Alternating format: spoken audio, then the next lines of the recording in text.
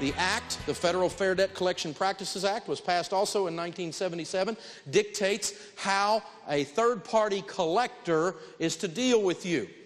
But subsequent case law has impugned this act upon debt collectors, meaning if you owe Bank of America, they have to abide by this act now because of case law. The original act just said if they hired a third-party collector, it dealt with them.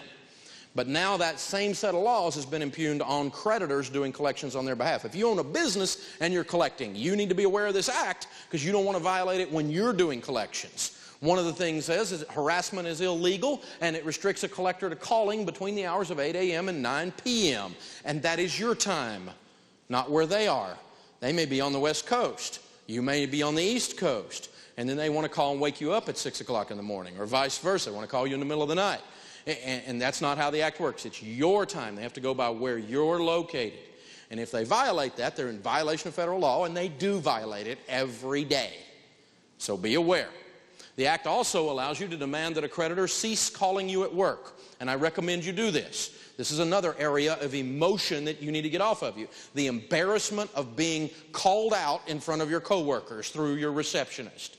You need to get that off of you. You send them a letter. A copy of the letter is in here, and you need to send it certified letter, a certified mail, so you have proof they got it, because they'll act like they didn't because they lie.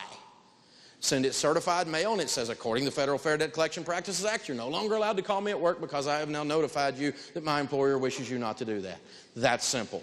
And then while you're at work, you can work, and while you're at home, you can talk to them when they call, according to the guidelines I'm going to give you. We're not trying to ignore them. We're not trying to dodge them. We're going to make them abide by the law. It's that simple. The Act even allows you to insist by letter that a creditor stop all contact except to notify you of lawsuit proceedings. This is called a cease and desist letter. That letter is also in the back. I do not recommend, let me say it again, I do not recommend you use a cease and desist letter except in extreme situations where you have a collector that is completely gone bananas, is threatening to kill you or something, and they do all this bizarre stuff. Then you need to put a cease and desist letter in place. But if you put a cease and desist letter in just because you don't like to be bothered, you will activate stuff in their collection software, and you're more likely to get sued, is what we're finding. If you keep messing with them the way I'm going to teach you to mess with them and work your plan, allow a certain trickle of communication, and you owe them that, you owe them money within guidelines and within a reasonable amount, you need to communicate with the people you owe money to, but on a reasonable basis. If you'll allow that instead of putting up this cease and desist, you get to continue to work through the thing. If you throw that cease and desist up, it'll activate some of the algorithms in some of the collection software, and it'll go straight into the lawsuit dumper, and you might have been able to keep it out of there for a couple of years if you didn't do this. So I recommend against using that. Do not use the cease and desist letter except in horrible situations, because all negotiations stop and you may activate a lawsuit. Now, what you do need to do is this. You need to say, here's the situation. I'm going to have a calm, adult-like discussion with you as long as you don't use inappropriate language, inappropriate tones. If you're going to yell at me, call me names, call my mother names, or threaten me, you're going to talk to a dial tone. I will talk to you once every 2 weeks, no more. If you call more often than that, you will talk to a dial tone. If you talk to me in reasonable tones, I want to communicate with you. I will talk to you once every 2 weeks. And if you want to test me on this, just call right back. Because some of them, we had one lady the other day, had 16 calls before noon from one collector. Now that's harassment. No question about it. That violated the law. And if she takes that one to court, she'll win it. The problem is broke people don't take many people to court. That's the situation. So you've got to just lay down the guidelines. You're going to talk to a dial tone. They call up and start, your mother's a dog. You know, you just have to just teach them a lesson. Do not talk. You know, it's only been 13 days. You're only allowed to talk to me every 14. See ya. And just put it in your database, you idiot, because they database everything. Every call and every reaction is databased, because if they ever find one that works, they hit it over and over and over and over again. If you're Southern, you may get a Northern accent, because that may be abrasive to you. If you're Northern, you may get a Southern accent, because that may be abrasive to you. Anything they can figure out that pushes your button, they're going to database it. So you can teach them with their little database how to behave. Once every 2 weeks, no more. I will talk to you then. If you will talk to them that often, and you will send them as much mail as they send you, showing them a copy of your budget and the forms I'm getting ready to show you, You can blow, I mean, sin, bother them more than they bother you.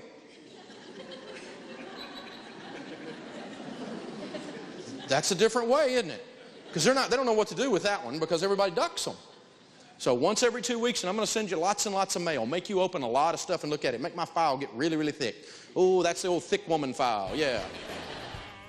Hey, Dad, I have a question. Okay.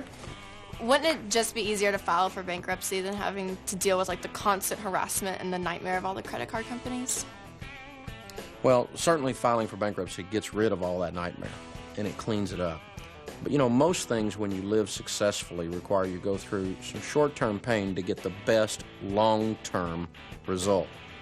And what you would get if you file bankruptcy is you get this short-term release of the pressure. And yeah, you don't have anybody bothering you anymore, you don't have any debt, you don't have any payments, everything's cleaned up, right?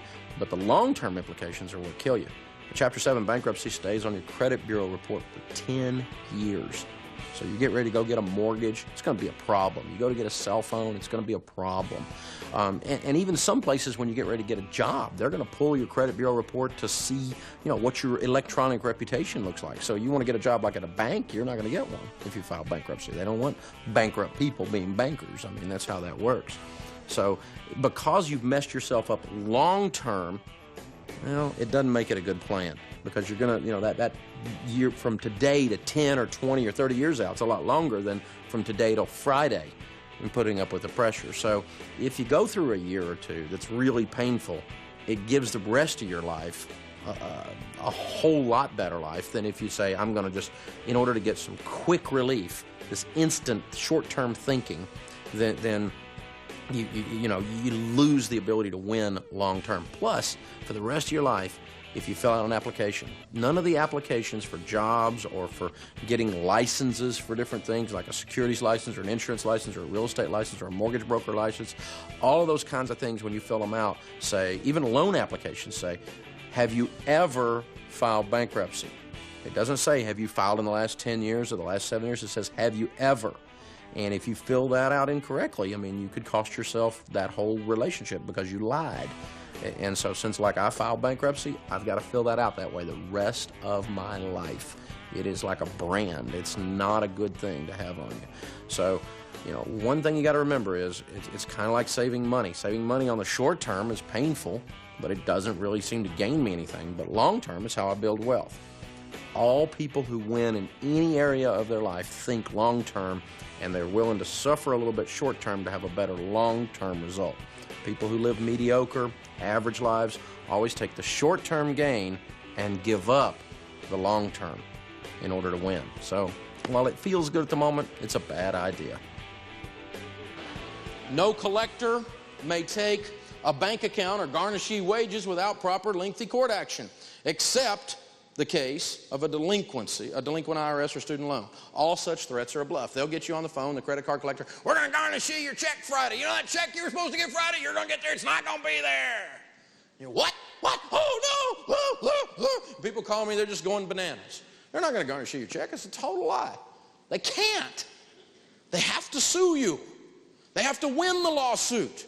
They have to wait 30 days and execute on the judgment. And all of that's going to take them months and months and months and months. They're not taking your check Friday. That's a lie.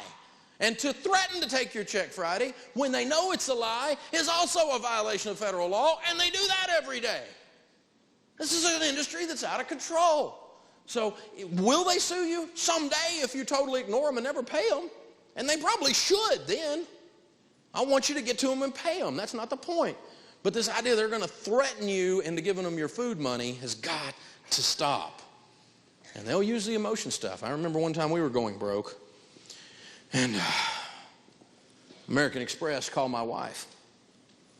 Started yelling at her, and she's a sweet little Southern belle, and she doesn't do conflict. Said, Ms. Ramsey, I just can't believe you'd stay with a man that wouldn't pay his bills. She called me at the office, and she's crying, and she's like, he said, I wouldn't believe he'd stay with a man that wouldn't pay his bills, and I was kind of thinking the same thing. I got so angry. Just exactly what they wanted me to do. I totally fell into the trap. I got so angry, I didn't pay the house payment, and I paid them off. It was $1,100. It's $1,186. I remember it 20 years later. That's how angry I was. It's so stuck into my emotions. It's $1,186. And I owed them 2 cards. I had that one and another one, a corporate card and a personal card. And they databased that. And 30 days later, the same guy calls up. My wife answers the phone. By now, I'm starting to understand these techniques. And I taught her, I said, Sharon, this is what's going on. They made me mad, and I fell for it, and they hurt your feelings, and he pushed a button right where he knew you were. They totally won that. We can't let them win. And she said, all right, that's just, and then she kind of got mad in that Southern Belle kind of way. And he calls up and he goes, Miss Ramsey, I can't believe you're still there. I thought you'd be leaving. It worked. Why not push the button again? That's how this works. And she said, listen, just don't get your briefs in a bind. We'll pay you later.